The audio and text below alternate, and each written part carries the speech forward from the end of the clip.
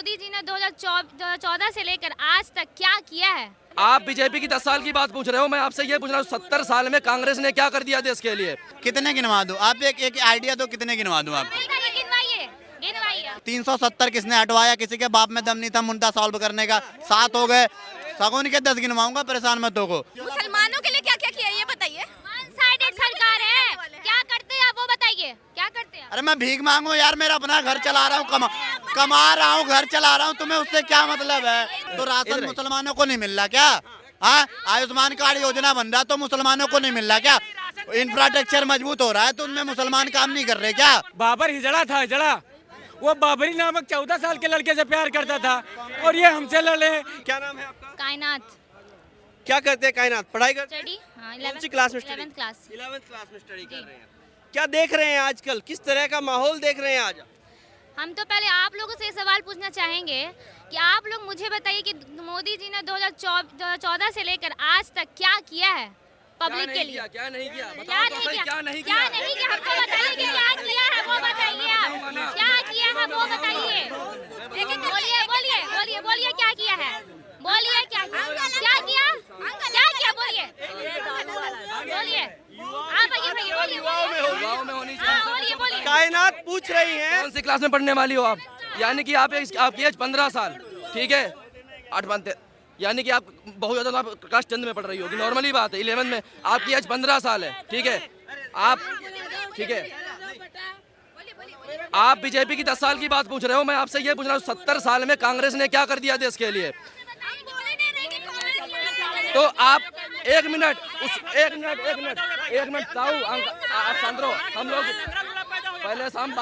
पहले बात सुनो। आपसे कि कांग्रेस ने क्या किया है? मैंने पूछा आपसे, मैंने क्या पूछा आपसे कि मोदी ने क्या किया है? कांग्रेस में आप आना चाहिए बताइए कि मैंने कहा ही नहीं है, मैंने नहीं कहा, मैंने आपसे नहीं कहा कि कांग्रेस लाइए, मैंने आपसे ये नहीं पूछा कि कांग्रेस ने क्या किया। आप मुझे ये बताइए। एक मिनट क्या नाम है? कितने काम गिनोगे? मैं बताइए। वो वही पूछ रही है कि कितने गिनवा दूं? कितने गिनवा दूं? आप एक आइडिया दो, कितने गिनवा दूं आपको? गिनवाइए, गिनवाइए। मंदिर छोड़ के भी देखो भैया, पहला काम, बीच में मत बोलना। पहला काम आयुष्मान योजना, जो गरीब लोग 5 लाख एक कार्ड पे ले जाके, सबको पता है, इस चीज को बताने की जरूरत नहीं। अरे सुन तो लो यार, सुनना, यही तुम्हारी प्रॉब्लम है, यही तो तुम्हारी प्रॉब्लम है। शौचालय योजना कौन लेके आया? देश में सबसे लंबी टनल कौन लेके आया? उसके बाद एक मिनट सुनो, उसके बाद सुनो, 7 एम्स से 24 एम्स पे आंकड़ा किसने पहुंचाया? 352 आईआईटी कॉलेज से 17 किसने पहुंचाया? सॉरी, 5 आईआईटी कॉलेज से 17 किसने पहुंचाया? मेडिकल कॉलेज 352 से 600 उसने किसने करवाया? 6 हो गए। और सुनो, 370 किसने हटवाया? किसी के बाप में दम नहीं था मुद्दा सॉल्व करने का। 7 हो गए, सगुन के 10 गिनवाऊंगा, परेशान मत हो। उसके बाद पूरे देश में 20,000 किलोमीटर पर बस मॉडिफाइड था हमारा रेलवे, इलेक्ट्रीफाइड था, सॉरी मॉडिफाई कह रहा हूँ, इलेक्ट्रीफाइड, गलती हो गई। आज के डेट में पूरा भारत है, उस पर कौन बोलेगा? 41 वंदे भारत, 10 बोला था, 11 गिनवा दिए। कह रहे हैं कि 11 काम गिनवा दिया मोदी जी के। मुसलमानों के लिए क्या क्या किया ये बताइए। वन साइडेड सरकार है, क्या करते हैं आप वो बताइए, क्या करते हैं? अरे मैं भीख मांगू यार, मेरा अपना घर चला रहा हूँ, कमा रहा हूँ, घर चला रहा हूँ, तुम्हें उससे क्या मतलब है? तुम्हें उससे क्या मतलब है? क्या हुआ? क्या मिला? आपका क्या नाम है? जोया साबिर। क्या मिला है? आप क्या कहाँ के रहने वाले हैं? पटना। पटना के रहने वाले हैं। आप क्या कहना चाहते हैं? आप अपनी बात रखिए। मुसलमानों के लिए क्या किया गया? ये बोल रहे हैं कि इतना सारा गिनवा दिए, मुसलमान के लिए क्या किया हुआ ये बताइए। आपको लगता है कि मोदी ने मुसलमान? नहीं, एक मिनट। पहले इसलिए कहता हूँ, पहले पूरी पढ़ाई कर लो, पहले आप सर्च कर लो, या फिर जाके आप जब जमीनी तौर पे उतरोगे ना, सबसे ज्यादा आवास योजना मुसलमानों को ही मिली है, मोदी सरकार में सबसे ज्यादा मिली है। उसके बाद सबसे ज्यादा मुसलमानों के घर पे शौचालय नहीं था 2014 से अरे सुन लो यार, कूदने लगते हो तुरंत। शांत हो जाओ। उसके बाद क्या शौचालय योजना आई तो मुसलमानों को शौचालय नहीं मिला? एक बात बताओ। उसके बाद राशन फ्री मिल रहा तो राशन मुसलमानों को नहीं मिल रहा क्या? हाँ, आयुष्मान कार्ड योजना बन रहा तो मुसलमानों को नहीं मिल रहा क्या? इंफ्रास्ट्रक्चर मजबूत हो रहा है तो उनमें मुसलमान काम नहीं कर रहे क्या?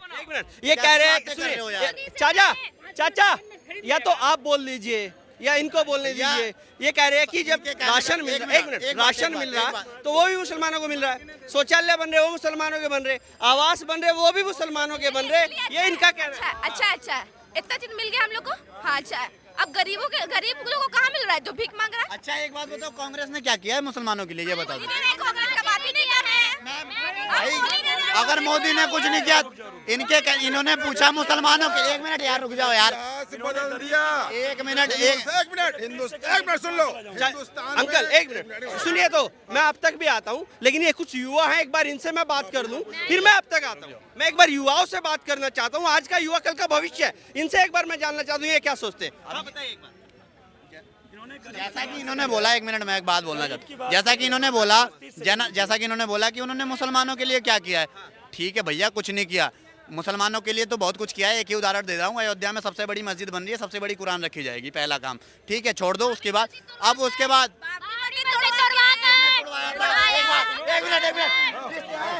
एक मिनट, इस चीज को जस्टिफाई करना सबसे जरूरी है, इस चीज को जस्टिफाई करना सबसे जरूरी है। बाबरी मस्जिद कितने तोड़वाया, इस बात का आप मेरे को जवाब दे दो, मैं मान जाऊंगा। किसने तोड़वाया? हिंदुओं ने ही तोड़ा। किसने तोड़वाया? किसकी सरकार में टूटा है? भैया अब सुन लो, आधी जानकारी रखोगे, ऐसे पहले सुन तो लो, पहले ध्यान से कुछ भी सुना करो, पहले समझो। एक मिनट, बाबरी मस्जिद जो है उस टाइम सरकार थी कांग्रेस की, समझना, 2 मिनट मेरी बात समझना, आपको बाद में समझ आए ना वो बात की बात।